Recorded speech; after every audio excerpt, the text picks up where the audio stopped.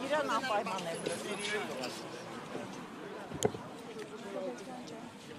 Սրբազան հայր, այս ընթացքում պարբերաբար հարցեր են առաջանում ձեր պայքարի հետ կապված։ Իմ պայքարը չի, մեր պայքարն է Զարեն։ Սրբազան պայքարի հետ կապված օրինակ հարցադրում է հնչել, թե որ եղանակով եք պատրաստում իրականացնել իշխանափոխություն հրաժարականի պահանջով, թե impeachment-ով։ Ունեք հարցի պատասխան։ Այո, ունեմ։ Ինչպես։ Ուրեմն ասում են պատմություն կա։ Երբ ասում են հարցերի պատասխաններն ունես, ասում են այո։ Եվ ասում են ինչ են դրանք, ասում են դրանց մի մասը երբեմն չպատասխանելն է։ Դա էլ է պատասխան։ Այսօր կարիք չկա դրա մասին, խոսել են էլ հրապարակային։ Սրբազան հայր, ամեն դեպքում ունեք օրակարգ, որը քննարկվում է այս պահին քաղաքական ուժերի հետ եւ որ ուժերի հետ։ Քննարկվում է, քննարկվել է։ Որ ուժերի հետ։ Գրեթե բոլոր։ Գրեթե բոլոր։ Այս անգամ հաշվի կառնվեն նախորդի վարված այսպես սխալները, որոնք հանրության տարբեր շրջանակների գուցե մատնեցին ապաթիայի։ Չեմ կարծում ապաթիայի են մատնել, որովհետև ներողություն։ Հատկապես վերջին շրջանի մեր բոլոր հանդիպումները, որոնք նաև մարդկանց սեփական նախաձեռնությամբ են մի մասը տեղի ունենում, այդ զգացումը վերացնում է, այսինքն ապաթիայի մեջ գտնվող ժողովուրդ ես չեմ տեսնում։ Կան մարդիկ, որոնք հուսախաբված են, կան մարդիկ, որոնք ելքեր չեն գտնում, կան մարդիկ, որոնք ակնկալիքները շատ մեծ են, չեն տեղի ունեցել, կան էլ մարդիկ, որոնք համառորեն պայքարի մեջ են։ Ամեն դեպքում սպասել 2026-ի ընտրություններին, թե դուրս գալ փողոց։ Այս մեկը կասեմ, Զարուհի ջան, որ մեզ համար ընտրությունների գնալու կամ ընտրությունների մասնակցելու կամ ընտրությունների հետ որևէ կերպով առնչվելու հարց չկա, գոյություն չունի։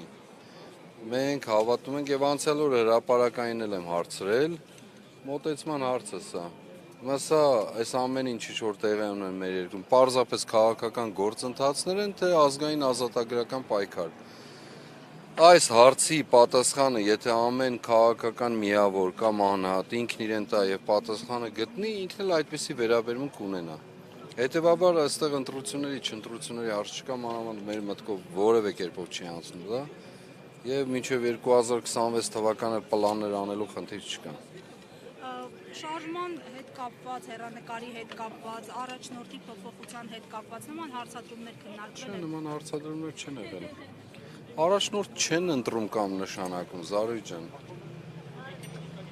Ով է ինձ նշանակել կամ ընտրել, ոչ ոք։ Ով է որևէ մեկին նշանակել կամ ընտրել, ոչ ոք։ Փողոցային պայքարը, ազգային ազատագրական պայքարը բոլորովին այլ տրամաբանությունն է։ Երկրորդ, պատասխանատվության խնդիրը։ Ովքեր պատասխանատվության զգացում ունեն, նրանք էլ թող առաջնորդեն։ Սրբազան հայր, ներքաղաքական ինտրիգների մասին, հատկապես ընդդիմադիր շրջանակներում, ինչու եւ ինչպես կանխել, ինչու է արվում եւ ինչպես կանխել։ Ինչու արվում է, ես չգիտեմ, ինչու է արվում, ոչ էլ շատ խորքերը ցանկանում եմ մտնել։ Ես պարզապես շաբաթօրն եմ ասել, նորից հրապարակային կերպով, որ դա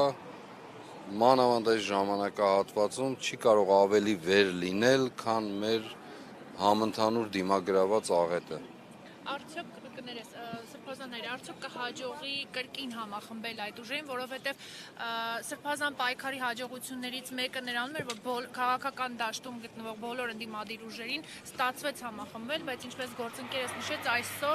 այս օրերին ներքաղաքական գզվռտոց է, հա, այսպես ասած գնում։ Ես գզվռտոց չեմ ասի, ներքաղաքական փոխադարձ քննադատություն, որոշ տեղեր մեղադրանքներ եւ այլն, որոնք մեծ մասով էլի եմ ասում, ավելին չեն, քան մեր այսօրվա համընդհանուր դիմագրաված աղետը։ Երկրորդ, համախմբելու մեկ տարբերակ կա, ինչպես նախկինում եղել է եւ հիմա էլ կլինի, եւ ես հավատում եմ, որ կա, դա մեր գործողություններն են։ Ովքեր կհավատան այդ գործողություններին, մաս կկազմեն, կհամախմբվեն ինքնաբերաբար։ Ովքեր չէ։ Երկրորդ, ես շատ եմ ուզում այս մասին վերստին շեշտել, խոսել, որ այս պայքարի մեջ մտնելու մեկնակետը չի եղել որևէ մեկին համախմբել, որևէ մեկին հրավիրել, որևէ մեկից էլ թելադրանք ստանալը։ Ես ինձ համար որոշում եմ կայացրել եւ արել եմ։ Այդ ճանապարհը բերել է համախմբման, փառք Աստծո, չի բերել համախմբման, դարձյալ ոչ մի տարբերություն։ Ուզում եմ հետեւյալն ասել, որ նախապես ծրագրած համախմբելու համախոհություն գոյացրած որևէ քայլ տեղի չի ունեցել։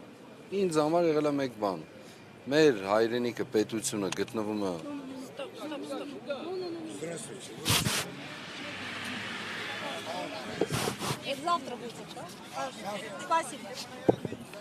Մենք գտնվում ենք այդ անպատվության մեջ, համատարած աղետի մեջ, եւ ես էլ ինձ համար քայլ եմ արել, որոշել եմ, որ այդպես պետք է լինի։ Եվ վերջ։ Նույնն էլ այսօրը, նույնն էլ վաղն է լինելու, որովհետեւ որևէ մեկի հուսադրություն ունենալու կամ այսպես սպասելու համախմբվեն, չհամախմբվեն, գաղափարական տարբերություններ ունեն, մոտեցումների տարբերություններ ունեն մարդիկ, բոլորը գնահատելի են, ոչ մի չգնահատելու բան չկա։ Ուղղակի սկզբունքն է մոտեցումը հարցն։ Սրբազան հայր, հայ գերիների առնչությամբ այս պահին ինչ ուղերձ ունեք են համատեքստում, որ իշխանությունները մեկ պնդում են, որ իրենք ամեն ինչ անում են, մեկ այսօր հայտարարում են, որ եթե այդ հարցը բերեն բանակցությունների օրակարգ կտարվի բանակցությունը փակուղի, մեկ ասում են դիմեք այս ինչ պետությանը եւ այլն, ինչ անեն են գերիները, որոնց խոստացել են 1-2 ամիս սպասեք եւ ամեն ինչ սուտ են խոսում, խաբում են եւ ինչպես ասել եմ, իրենք բոլոր հարցերում ստախոս են, բոլոր հարցերում։ Հարց չկա, որ իրենք ստախոս չեն, խաբեբայությամբ տարված։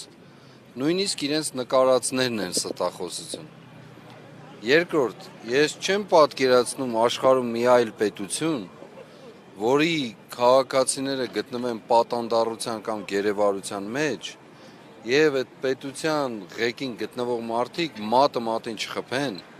եւ դեռ այդ պետության քաղաքացիները գնան այս կամ այն դեսպանատուն, միջազգային կառույցներ եւ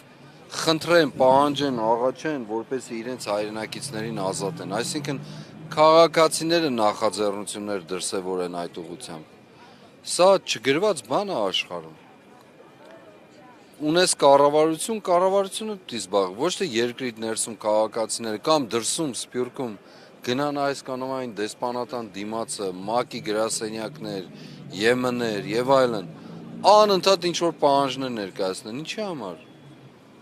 Դա որտեղ է գրված, որ օրենքով է ճիշտ է, ոչ մի։ Եվ դրսում էլ առավել եւս, երբ դրսում բանակցում են մարդիկ ինչ որ ձևով սեփական միջոցներ կապերով խոսում են, գիտեք ինչ են ասում։ Ասում են թող պաշտոնական Երևանը դիմի։ Պաշտոնական Երևանը թող դիմի։ Իսկ պաշտոնական Երևանն էլ ցույցում է տալիս երկրներին, ասելով, որ չմիջամտեք, չխանգարեք, հանկարծ վնաս չանեք, Բաքվին որևէ թթուխոսք չասեք, որ մեր ընդհանուր այսպես կոչված խաղաղության պայմանագիրը կյանքի կոչենք։ Իդեպ այդ առնչությամբ ավետել են, որ արդեն պատրաստ է համաձայնեցված է խաղաղության համաձայնագիր։ Ուրեմն մեծ տեղեկատվություն է ասել, որ այս ստախոսը պատրաստվում էր հայտարարությամբ հանդես գալ։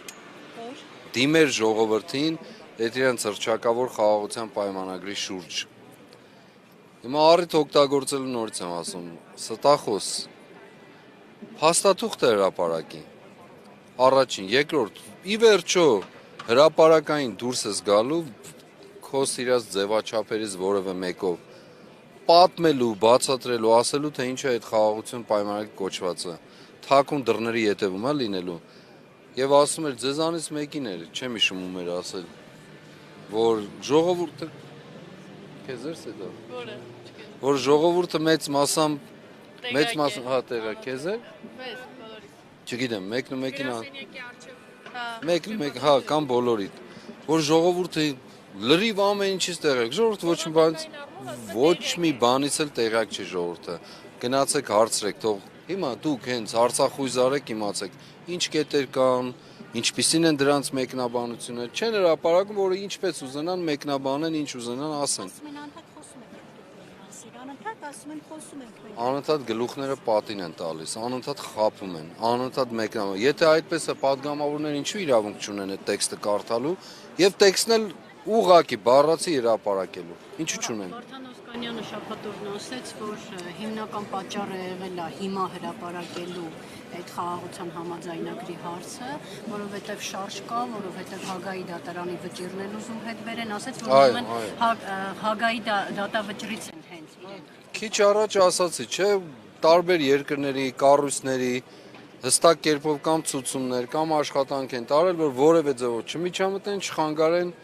որևէ բան թթու խոսք հանկարծ չասեն, Բաքվին չնեղացնեն, սա են արել։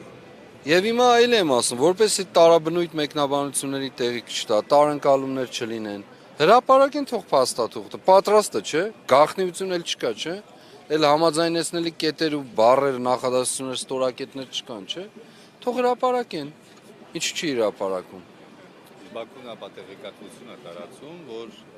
հայկական զինուժը հրադադարի ռեժիմը խախտում է Գեղարքունիքից Սյունիքից, սա ինչի մասին է, խաղաղության այս ճարտարապետության։ Սրա մասին էլ եմ ասել, որ հավանաբար ներքին պայմանավորվածություն ունեն, որ մենք, որովհետև ինքը վախեր է հայտնել հանդիպման ժամանակ, դեսպանների հետ հանդիպման ժամանակ, վախեր է հայտնել, որ կարող է ժողովրդային ընդվզում լինի։ Եվ հավանաբար ներքին համաձայնություն են գոյացրել, հավանաբար, ես չեմ կարծում, չեմ պնդում, բայց հավանաբար ներքին համաձայնություն են գոյացրել, որ պատերազմով, սրանով, նրանով կվախեցնենք, մենք էլ կգնանք ժողովրդին կասենք, դե նայեք, չեն կարողանում անել, պատերազմը գալիս մեզ վրա, ուրեմն ստիպված ենք իրականացնել։ Այսքան բան։ Միջազգային հանրությունը ասում է պատանների հարցով թող պաշտոնական Երևանը դիմի, Նիկոլ Փաշինյանն էլ ասում է, որ իրենք դիմում են, բայց գործում փոփոխություններ չկան, ընդհակառակը ավելի է բարդ։ Իրենք ինչի համար են։ Իրենք նրա համար չեն, որ ինչ որ բան անեն, արձանագրեն, արեցին, չստացվեց։ Իրենց գոյությունը նրա համար է, որ անեն, ավարտեն։ Արդյունքի հասնեն, գիշեր ցերեկ։ Իրենց ջան ու ջանդակը մեծացնելու փոխարեն այդ գործերով զբաղվում են։ Յուրաքանչյուր գործ, յուրաքանչյուր առաքելություն, որ իրականացնում են կամ ինչ որ բանի մեջ մտնում են, գալիս ասում են, դե չստացվեց վերջում։ Բա դուք ինչի համար եք որ չստացվեց։ Ինչ է դա նշանակում։ Էս ինչ բան արեցինք չստացվեց, այն ինչ արեցինք չստացվեց։ Չենք ուզում գերիների խնդիրը արծարծել, որովհետև կվնասեն։ Լավ, ինչ, բա ինչ անեն։ Այս մարդիկ դրա համար էլ էս երիտասարդները չեմ վստահում ասելով, այս մարդկանց որևէ բանի չեմ վստահում։ Նախաձեռնություն են դրսել եւ շատ ճիշտ են արել։ Շատ դիպուկ ու ճիշտ։ Շնորհակալություն։ Ձեզ շնորհակալություն։ Վերջին ուղերձ։ Ես շաբաթ օրը նորից ասել եմ, նորից կկրկնեմ։ Անկախ նրանից, ով ինչպես է վերաբերվում, ինչ են ասում, հուսահատված են, հուսախաբված են, թե ինչ են, ինչ չեն, կարևոր չի։ Ես գտնվում եմ փողոցում ու հրապարակում եւ ասել եմ, դա իմ կոչումն է։ Չարիքին հեռացնելը,